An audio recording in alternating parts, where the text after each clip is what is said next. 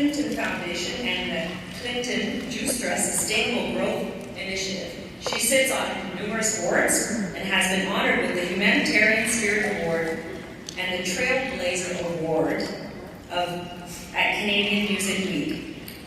Woman of the Year from Canadian Women in Communications, Women of Vision from Wider Women, and was inducted into the Broadcast Hall of Fame. She is a fellow of the Royal Conservatory of Music and a member of the Order of Canada. She now lives in Toronto with her husband, Murray McLaughlin. Denise Donlon.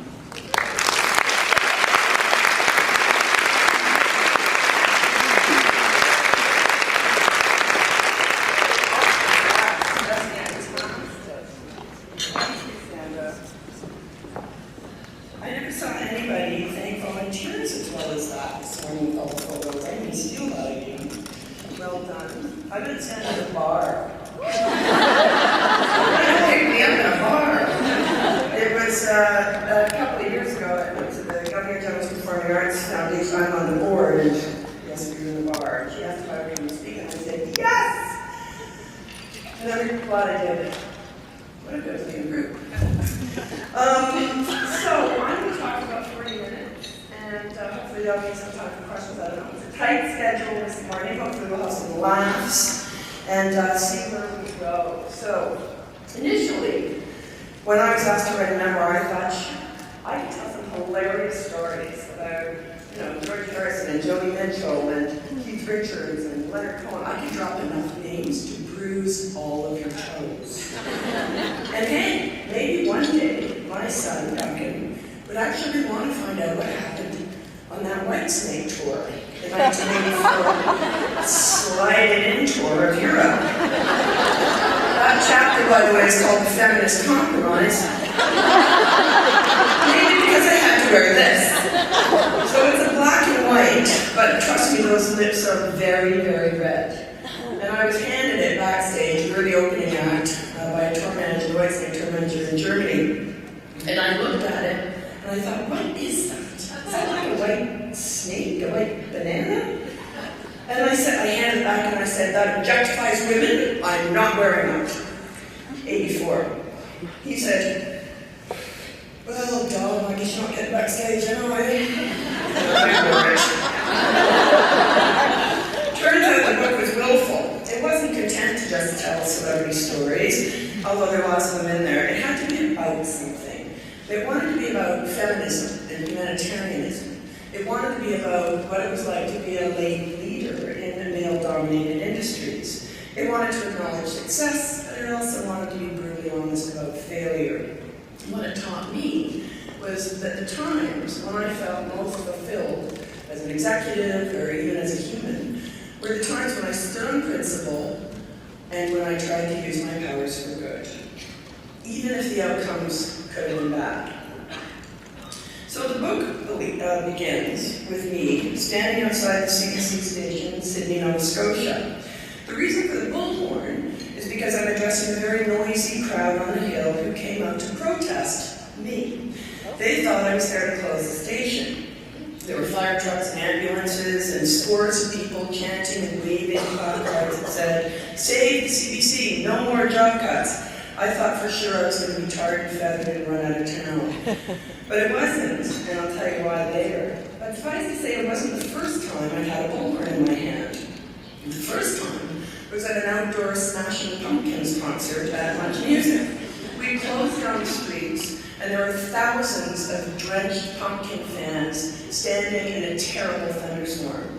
And every time I went out on stage with my bullhorn dodging the lightning, to let the crowd know what was going on, they'd start chanting, "Bullshit, bullshit, bull," and throwing stuff at me. It was lots of fun. So some of you probably know me from my Muchington days, so I'm going to start there.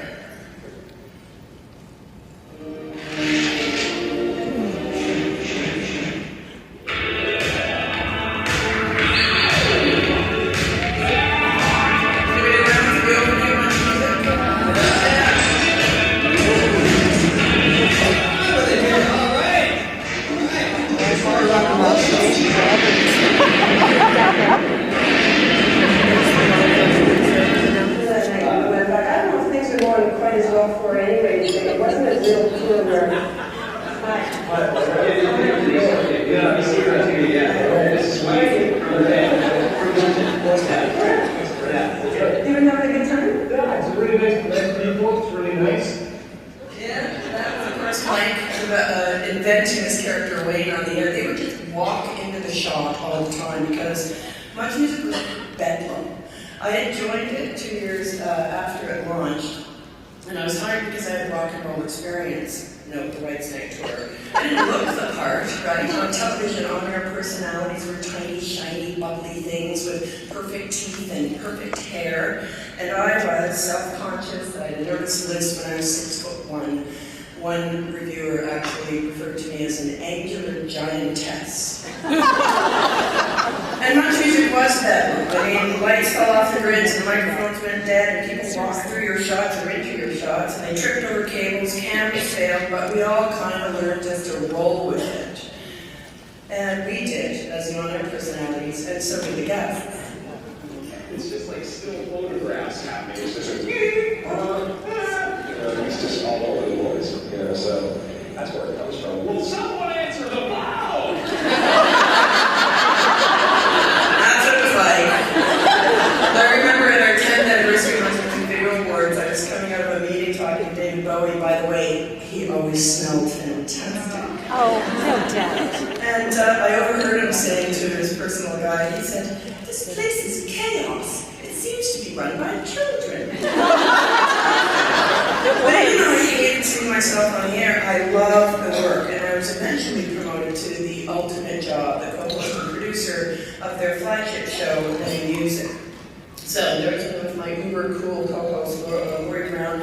And you know what? What's not to love about gallivanting around the world, interviewing rock stars with my big shoulder pads and my walking hair? And despite the persistent little imposter syndrome troll that I always had with me in my fanny pack, I discovered that for me, music plus meaning could equal magic. And that was because it was a time of great artist activism. The musicians I found most inspiring were the ones who were using their powers for good. You'll remember the time. Sting was in the rainforest, and R.E.M. was campaigning for Greenpeace. Little Steven was fighting against apartheid by not playing Sun City. Geldof went to Live Aid for the first time, and he and Bono were political activists hanging out with the Canadian Prime Minister. Actually, Bono's still doing that. But the new music followed the artist's lead, and we produced hour-long specials that explored issues around sexism, violence, racism, media literacy. And the activist artists we featured were all passionate and coherent and well-informed, and they had to be because, well, they were often accused of using their positions to self-aggrandize, which is kind of a specious argument anyway, because the big ones are asked to do the television shows, they're not the ones who need the publicity. And here at home, Canadian female artists were also very productive. We were rising up, we were in Sagata. This is Molly Johnson here with me and June Callwood, who always said kindness, kindness, kindness, love Judy. And Molly convinced us at Much Music to produce the Kumbaya concerts, which were the first ever multi-star HIV/AIDS activist awareness concert. She raised millions of dollars. She's fantastic. When she got her Order of Canada, I remember she looked out and she said, "Holy crap, I got shit to do." Like she still had to earn it after she got it. Which is kind of what you think anyway. Sarah McLachlan at the time was promoting the Lilith Fair, and that tour changed the way that women artists were heard and promoted. Because at the time, it was the widely held view, at radio anyway, that you should never play two female artists back to back on the radio because the audience would tune out. On the concert stage, you should never have two women on stage because it wouldn't sell any tickets. Well, Sarah blew that up good. The 90s have felt like a really empowering time for women in music, but there was a big difference between choice and control. What we asked ourselves and talked about with the audience was, how much girl power did the Spice Girls actually have in the way they were contrived and marketed? How authentic was TLC's message of self-esteem when they were styled themselves to model like perfection in their video Run Pretty?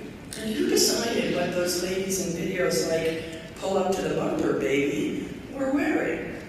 Well, bands like Motley Crue and Warrant and Poison were pumping out video escapades, populated by very busy ladies. They were pillow fighting, they were washing cars, they were mud wrestling, operating fire hoses. For a while there, I wondered if there was a fabric shortage in the music video. And by the way, 30 years later, not much has changed in the music video land, except for the invention of double-sided dress tape. And don't get me wrong, I'm not what the young people call slut-shaming here. My view is, wear what you want. Do what you want. Just make sure it's what you want, and demand respect. It was a powerful moment when Annie Lennox and Aretha Franklin sang, sisters are doing it for themselves. My interest in music and critical analysis paid off when Moses and Murmur offered me the big job of Much Music, and this is what the channel looked like then.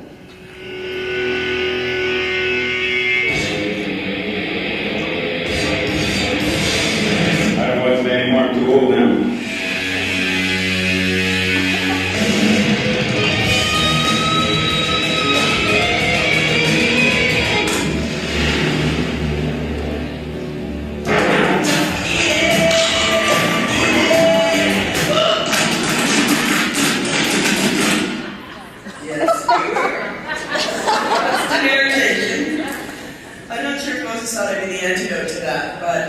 He told me, much music is not a channel to be programmed, it's an instrument to be played. And played, and we did. Brought a wealth of social programming and media literacy programming into the station. We opened the windows, we invited the audience in, it was revolutionary at the time.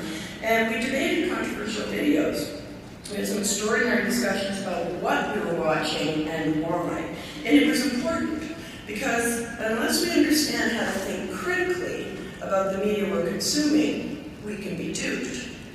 And speaking of politics, we did that too, brandishing our naivety like a sword. Unlike the conventional members who only ever interview the top 3 parties, we invited all 13 federally registered parties to come and be interrogated by the rock stars live. Neil Peart from Rush did John Chrétien, Stephen Page from Bare Naked Ladies took Kim Campbell, my husband Merlin Walkman, no nepotism there. He got the Natural Law Party, that was in addition Doug Henning's party, and their platform was based on fluffy clouds and rainbows and yogic flying. I kind of miss those days. On election night we had booze, we had sock puppets, but no way to tally the results. So we just brought in some TV monitors and tuned one to CTV, one to Global, one to CBC, and the other one to the Three Stooges. And we ended up winning a Gemini for best live event coverage. It shocked everyone, including, I think Mansbridge was a little miffed for a while. He got over it. Sometimes doing the right thing was scary.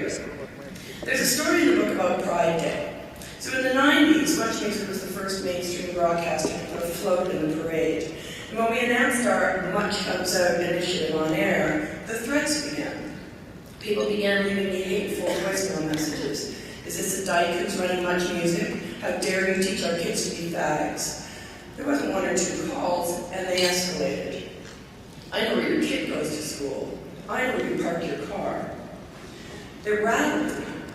And I worried that we were putting not only the dancers on the float in danger, but all of the stations that were broadcasting out of Queen Street in Toronto. We had bomb threats before, mainly around diversity. So I went to see Ron Waters, whose family owned the chum stations, and he was incensed. He said, "We've got your back."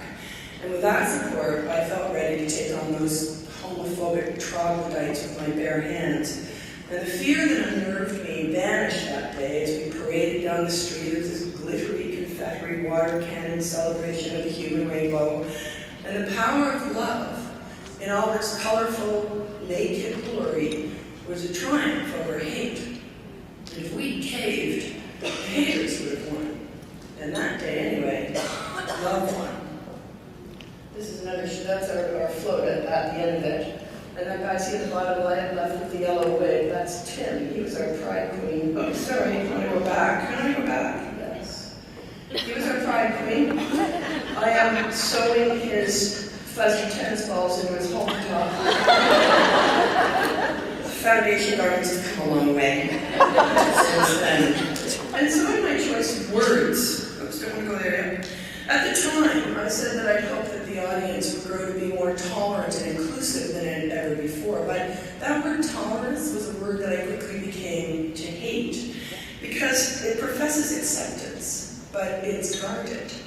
It only means that we allow other opinions. It's nowhere near open-hearted enough. I'm not tolerant of my gay pals. I'm in awe of them. Their stories about struggling with bigotry, they're just full of sheer courage. And from a business point of view, we learned that community engagement programming was not only the right thing to do, but it was good corporate strategy. The audience saw Much Music as their channel, and so they were intensely loyal. That was good for ratings, which was good for the advertisers. But it didn't mean we forgot how to rock. I mean, we were talking the biggest musical names on the planet, shedding the streets down every other week, and expanding like crazy. Everyone was going full out. And what was I learning? That work-life balance is an extreme sport. By then, I was Vice President General Manager of Much Music, and we just launched Much More Music, and I was globe-trotting around the world because we were launching stations in Argentina and Finland, even Much Music USA. We were audacious enough to take on MTV. I loved reverse engineering CanCon, by the way. Like, we're in a wash, a tsunami of American programming here in Canada. Just the idea that I could ship some Canadian content back down there through, and meanwhile, I was struggling being a working mom, a wife, a daughter, and a new mother to a son. I'd almost given birth live on air. My water broke 15 minutes before the show was supposed to start with the Cowboy Junkies. I did the show anyway. There wasn't anyone else to host it. And I just spent $40 on it. I was not wasting my $40 on my thing. And the doctor said, hey, keep busy. It could take days. We were thrilled to present an intimate and interactive evening with Cowboy Junkies. Now, the thing that makes the show so special.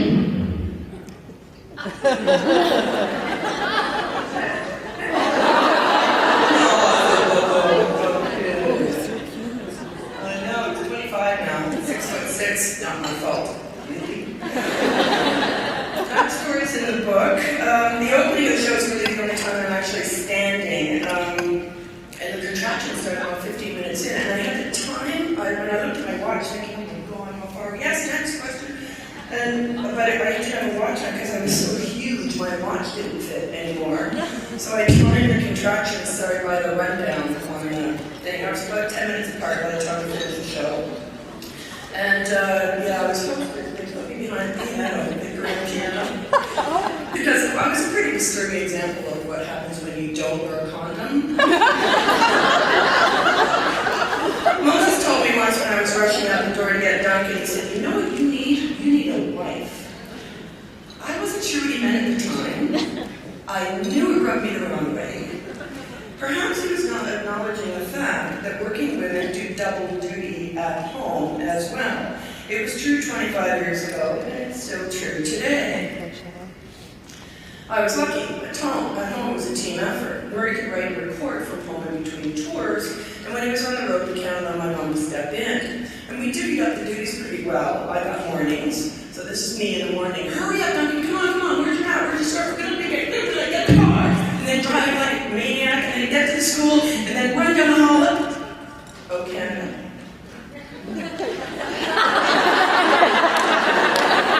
And then straight into class. Work on afternoons, which of course made him the white knight on the steed, arriving at the end of the day to rescue the child, all calm and happy. He'd be saying, hey Duncan, how's your day? Want a popsicle? I was both guilty and jealous. What I was learning was that work-life balance can only be achieved over time. And that day-to-day working moms, like we're in constant triage. We're mostly just attending to what's most on fire at the time. And we're usually putting ourselves last. So if you're like me, you try and ignore the stress and fatigue and just keep on going, but sooner or later, your body will force you to take a rest. Because the extreme sport world does not tolerate a break in training. Who here has ever gone on a week's vacation and found yourself flat on your back by day 2 because you're suddenly sick? Exactly. It's a sign. And if you ignore that, your body has something else up its sleeve. In Argentina, I woke up in the middle of the night, boiling hot, my heart was racing. I, of course, thought I was having a heart attack. Now that said, we just come from a massive client dinner with cable operators where I think they served us the entire cow from the inside out on flaming skewers. It's Argentina. And I may have been partly to blame, but I made it to the washroom, and when I looked in the mirror, I was hallucinating. I could swear that all the moles on my body were growing and expanding.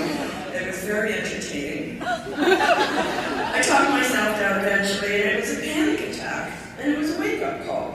So we have to be really careful to make sure that we honor ourselves and we remind ourselves what we're doing it for. It's not just more, not more stuff, more status, more whatever. There needs to be a great reason. And sometimes the answer to that requires perspective, maybe even getting out of your comfort zone. So one day, attracted by all of our community activity and much music, two young public health doctors walked into my office. They were Dr. Eric Hoskins, who's now your Ontario Minister of Health, and Dr. Samantha Nutt, who I'm sure you've seen on the National in Mansbridge. They were different from most of the NGOs that came to see me. They arrived in a hospital Ford. The organization was literally a cell phone in Sam's backpack, and she didn't look much older than most of the children they were trying to help. Still, there was something incredibly compelling about them. Between them, at that point, they had spent more than 20 years in some of the worst, most dangerous places in the world, Sudan, Somalia, Iraq, Afghanistan. And before I knew it, I was on a plane. It was May of 2000. Sierra Leone had just been rated by the UN as the worst place in the world to live. Canada, that year, was rated #1. The blood diamond trade that had fueled the gangster warlords was really not yet well known. 70,000 people had been killed, 2.6 million people had been displaced, and the brutality of that war was unbelievable. There was widespread execution, decapitations, gang rape, amputation of limbs, and sometimes at the hands of child soldiers who were victims themselves. We landed on the tarmac in Freetown to see drunk Ekimok soldiers shooting off guns at the tarmac. It was dangerous right from the first moment. Sam, of course, had somebody used to live by. She said, whenever there's gunfire, it's best to run in a zigzag pattern. Good to know.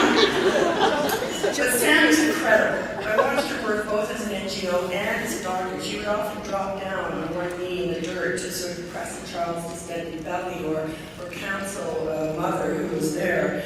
And I knew I would never be as brave as her, but I found there was something I could do.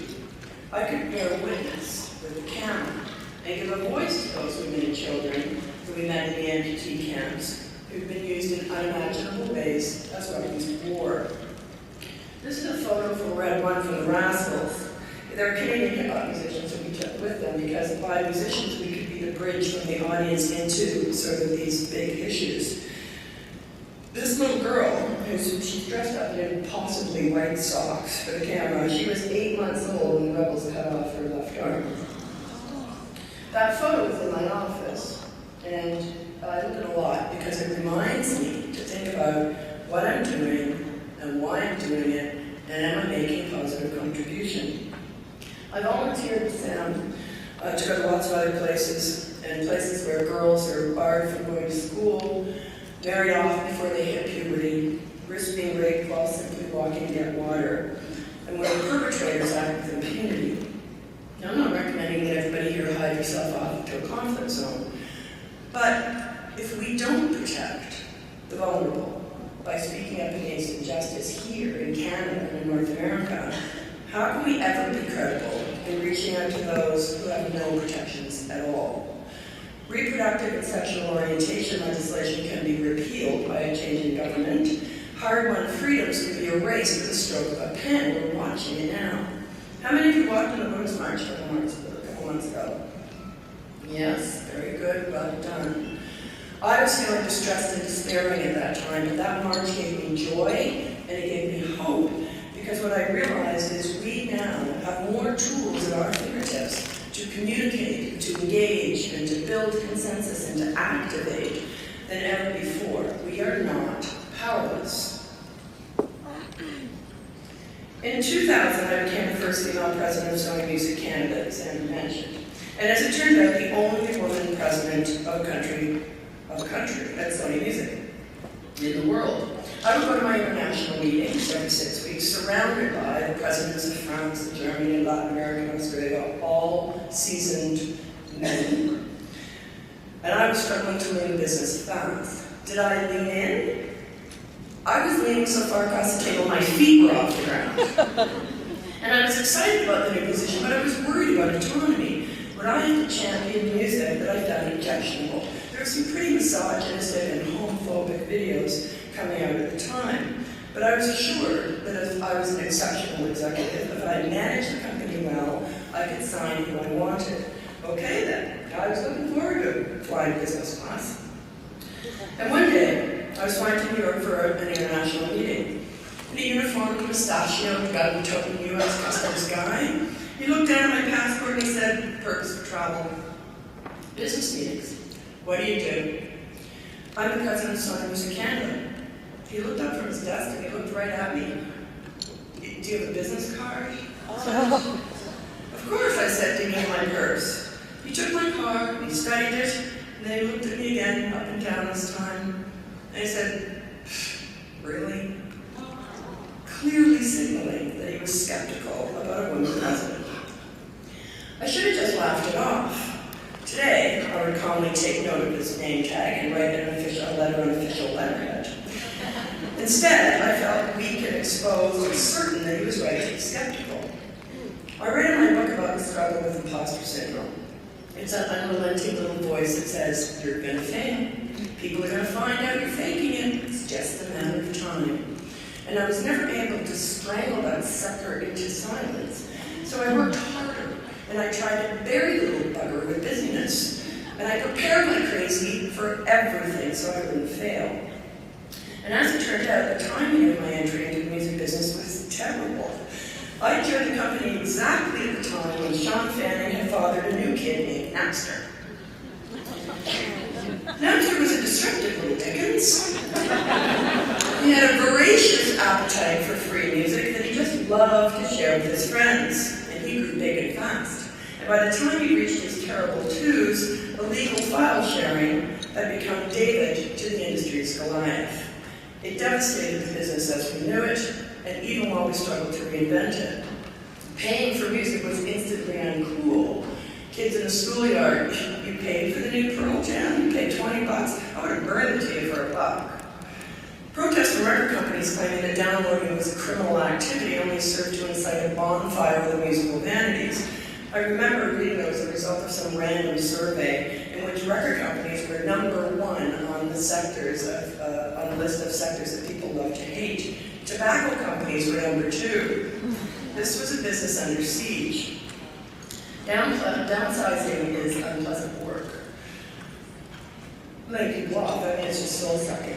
It's a terrible job, and it's even worse, obviously, for the people who are on the receiving end. And there were moments when I felt just utterly shattered. The staff didn't want to see me dragging my butt in at the door, though. They wanted leadership. They wanted innovations recognized and their efforts encouraged. They wanted to know that we could weather this storm. Sometimes I couldn't help but wonder if perhaps a more seasoned record company executive, a male, could have handled the situation better. But nope. Every president at every label was in exactly the same boat. So I would give myself a pep talk in the car and stride to the front door to make mistakes with my as I could. It took 16 years for the business to turn around. Last year was the first year that an increase in global revenues in recorded music happened. It was up 3.2%. It's a rounding error in any other business. And I'm often asked if I had any women mentors. There were 2 high-powered female executives in the New York office. But asking them to mentor me would have been like asking them to help me tie up my shoes. It just didn't happen. In our business, it was all about power, how to get it, and how to keep it. The music business, of course, wasn't an anomaly when it comes to women in the workplace. The minister referred to some of this earlier. We know the numbers.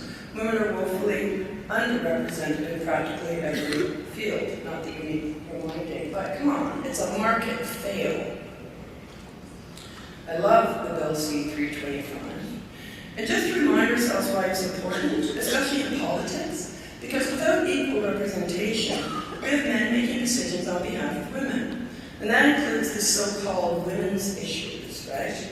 Reproductive rights, healthcare, daycare, domestic violence, not to mention the big files, the economy, justice, finance, foreign aid, education, climate change, human rights in general. I mean, I certainly don't agree with my husband all the time, but we make those decisions together. And the numbers underscore how competitive it is out there, and we have some work to do. As successful women, we cannot harbor the idea that there is so little room at the top that it can't be shared. It's up to us to lend a hand up the ladder. So hire women who are smarter than you. Accept being challenged by them. A little trick that we did at CBC was every time there was a board for any job, we made sure that there were people in that room that were of all gender, all diversity. Because they had to be up to that. And remember, so if you don't think about a quota system at this end, think about it at this end, where you can actually manage it. And remember that you're going to meet the same people on the way up as on the way down. So be generous and magnanimous. Mentor other women. Show them the ropes so we can all climb together. The Dixie Chicks is a great example of that for me at Sony. You might remember when Natalie Maines got into big trouble for something she said on stage in London. And it seems innocuous now.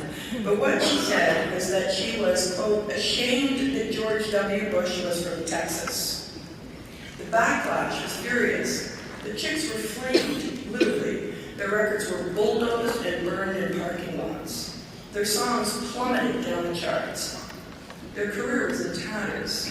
They could have crumbled under the onslaught, but they chose to rally around each other. They chose to stand on principle, this time, free speech. They also chose to chronicle backlash, which resulted in an award-winning documentary called Shut Up and Sing, which was mostly what people told them to do. Their song, Not Ready to Make Nice, go listen to it loud. It's one of my favorite female anthems of all time. It captures the courage and the dignity of any woman who's had to rise to battle hostility. And the good news for me was that the president of Sony, they ended up in Canada more often. There they are, there's the chicks. Yep. So instead of the framed gold and platinum albums, those big huge things that we used to give everybody, I had shadow boxes made with a Canadian flag and a soapstone polar bear sculpture. The bear symbolizes strength. The Indian name for polar bear is Nanook, meaning worthy of great respect. And I thought it was a fitting symbol given the fire and the ice that the women had walked through, and the chicks loved them. There's no getting around it. The chicks were bullied. And I have no doubt it was because they were women, up the heat country women. And I've certainly met my share of bullies backstage, in business, and in the boardroom. And I know it's hard to stand tall, even if you're 6'1" like me. Yeah. And I learned resilience early from my dad, truth be known. And I grew to hate arrogant anger. And I tried really hard to avoid confrontation all the time, which was not a bad thing because it actually taught me some very valuable negotiation skills. And the truth is, I will rise to my full height when I have to. As president of the Canadian company, we found a way to use music to raise morale in a company under fire. After 9/11, when it looked like the U.S. was about to declare war in Iraq, we produced a compilation record called Peace Songs to raise money for women and children caught in the crossfire of war, or collateral damage as they were called at the time. You can imagine from the Dixie Chick story, that a record about peace would be fraught with politics, and it was. Managers worried their artists would be seen as being unpatriotic and punished, but we persevered, and what we got back was incredible. Staff volunteered after hours and on the weekends, and we ended up with 32 tracks and the record ship goal, raising $350,000. There was no profit for Sony, but the glow of pride that permeated the halls reminded us of the power of music and what we could do when we got together to believe in something. That's us celebrating there, some Chantal Cardiac, Narnia Peace, and Avril, and So young she was. So barely the ladies in the back. After 4 years at the company, what I should say is that ethical leadership pays off, especially in HR, because the best people, the ones you want on your team, the ones you want to hire, they're making very consistent considered choices about the kind of work that they do and what set of values they want to be associated with. Good social license is attractive. It's an attractive tribute to any company.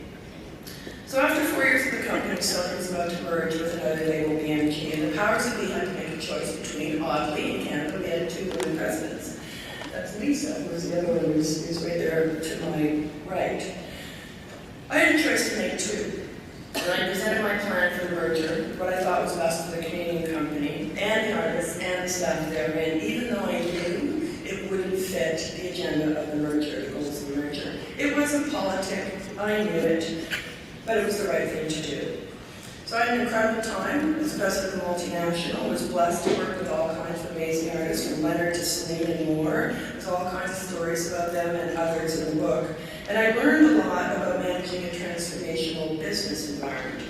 And there were many casualties for artists, employees, and executives. I think this slide kind of says it all. This photo was taken after the Grammys in LA, and it illustrates the devastation of the business. There's 11 people there besides Beyonce. It's all the New York brass. And today, every single person in that photo is no longer with the company, except one, Beyonce. The upside for me was that I exited the company with a non-compete, which led me to work once again with nonprofits and NGOs, and in this case, producing 2 events in Toronto for the Clinton Foundation and the Clinton Justice Sustainable Growth Foundation. Those main events were off the charts insane. Look, 2 presidents right there.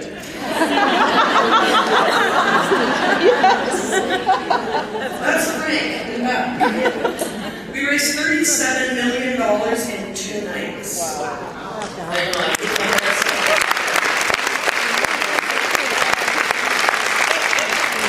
And it was fun for me because I got to work with some of the biggest stars ever: Kevin Spacey, Billy Crystal, and Uncle John, James Taylor, Robin Williams, Bruce, dropping names, Tom Cruise, Nora Jones, and a host of others. And I don't have any time this morning to tell any funny stories about that, but like when I had to tell Billy Crystal this joke, it didn't work. He was grateful. They're all in the book. So back to the bullhorn and standing on principle. So the reason I'm standing in Sydney, Nova Scotia that day was because the CBC was facing a shortfall of $171 million. Once again, we walked into a financial cliff. I was visiting small stations across the country to deliver the brutal news about the cuts. Resources would be reduced, shows would be canceled, jobs would be lost. And I just finished meeting staff, and the mood was gloomy inside and out. The protesters outside were being addressed by a man with a bullhorn, and I can only assume that he was the local Liberal candidate because he was promising stable funding to the CBC, and we had a Conservative government at the time. It struck me that the cut before this one, the $400 million cut, happened under the Liberals. There was equal opportunity cutbacks all through the history of the CBC. And so I thought I would be helpful and gently remind him of that. So I walked over and tapped him on the shoulder. I know, fool's question, right? The man turned to me and said, "Who are you?" And when I told him I was the head of CBC Radio, he handed me the bullhorn and said, "Be my guest." And I turned to face the crowd. It was a daunting scenario, but my fear disappeared when I realized I was glad they were there. It would be a dreadful day indeed if no one came out to show their support for the CBC. I'd been a private broadcaster, so I thought I knew what to expect when I lifted up the hood of CBC Radio. And what I found was alarming. It was running on fumes. CBC, of course, was the 3rd lowest funded public broadcaster in the world, right next to Taiwan. Yet, unlike the others, it delivered its programming in French and in English, 8 indigenous languages, local stations, national programs across 5.5 time zones on radio, television, and digital. At $33 Canadian then, it looked to me like the deal of the century. And it was different from any commercial broadcasting experience because public broadcasters' first concern should not be about profit, providing returns to its shareholders. It should be about providing service to the community, particularly small remote communities where there's no business case for the for-profit broadcasters to operate. So it was my passion for the CBC that saved my butt on that grassy knoll that day. I wasn't tarred and feathered because I was on their side. So conventional media, newspapers and publishers are all facing the kind of disruption that we faced 2 decades ago in the music industry. And yet, as we grapple with the fake news and the alternative facts and the media bias, it's apparent that our access to fair and balanced news and current affairs is more important than ever. A functioning democracy needs strong investigative journalism. And investigative journalism isn't the day-to-day reporting. It's like the kind of work that the Boston Globe did on the Predator Priest that ended up in the movie Spotlight. It's like the Unfounded series that the Globe and Mail is doing right now. It's like uncovering the corruption in the Quebec construction industry that Enquête did. It took them 5 years. It's like all the tales of missing and murdered Indigenous women that you're hearing throughout the CBC. Investigative journalism is expensive, but it's more important than ever to hold people and institutions and governments to account and ensure that they're standing on the principles that we value as Canadians. So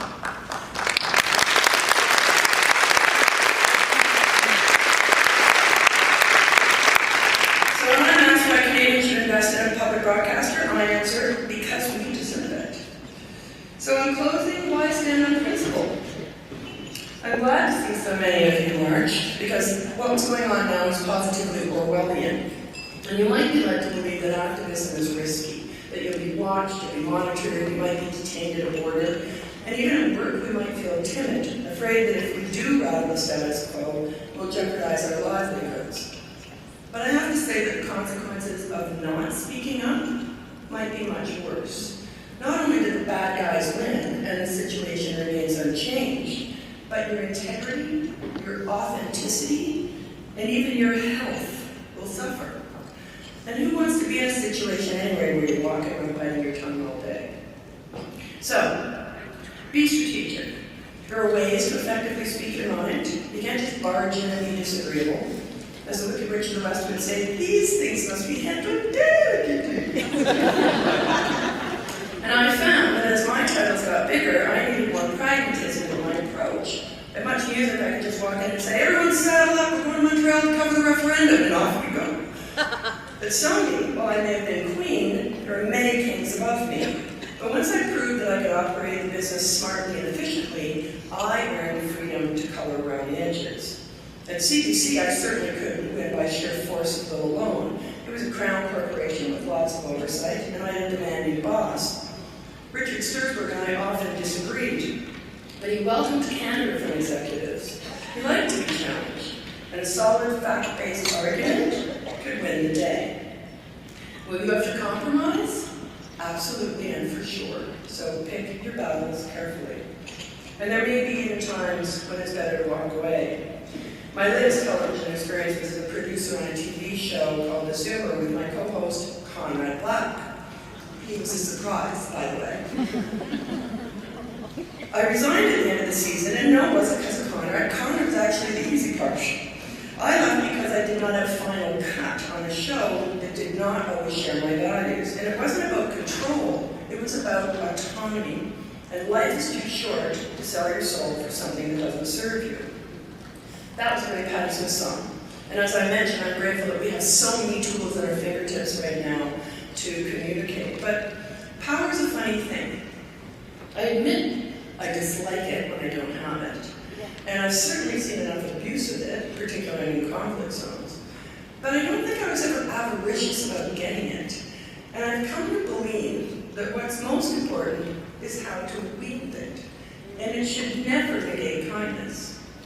I was at a restaurant once with someone who was about to offer a very senior position. It was supposed to be a deal-closing lunch. I had the contract in my purse. But something happened that changed my mind. I watched her power trip the waitress. She treated her with total disdain. And it revealed a lot to me about her character. And I decided then and there not to hire her. If it was a man who had done the same, damn right. We all have power, in big and in small ways. So let's be mindful about how we wield it. We should honor ourselves and each other because it's tough out there. We're hard on ourselves and we're hard on each other. So as I said earlier, take the time to honor yourself. And I mean your true self. the compassionate, heroic one, the stuff that's present, that you talk to, that you meet when you're outdoors walking in nature, or when you experience great art, or when you're caring for somebody you love. And ask for help if you need it, from a colleague, from your partner, from your family. Someone told me once that humor wasn't statesmanlike. Really? Ask for one. I always found humor to work for me. It builds camaraderie, and it's not like there's any lack of material. I mean, really, you gotta admit it's kind of nuts. But when women finally make the C-suite, when we're finally in the corner office, we've got the power, it comes in surges. Menopause. Trust me, there is nothing that will undermine an air of authority like bursting in flames in the middle of a PowerPoint presentation. You're kind of stripping off your layers, and you're trying to focus, and you're losing your nouns, and they look differently at you in your underwear. And there's nothing you can do about it anyway, so you gotta laugh. I almost call the book Backwards and in High Heels. You know that phrase, Ginger Rogers did everything Fred Astaire did, except she just did it backwards in high heels. But I did it because two things were wrong. One, I never wear heels. And two, when you really watch Fred and Ginger, and you watch them dance, the only thing that she didn't do that he did was lead. So it's time to lead. Take some risks. Inspire other women. Mentor them. Have some fun. Stand up on principle. Use your powers for good, big and small. And if you fail, take a note from Ginger. Because not only did she dance and act, she also sang in that film. And she sang. Pick yourself up, dust yourself off, and start all over again.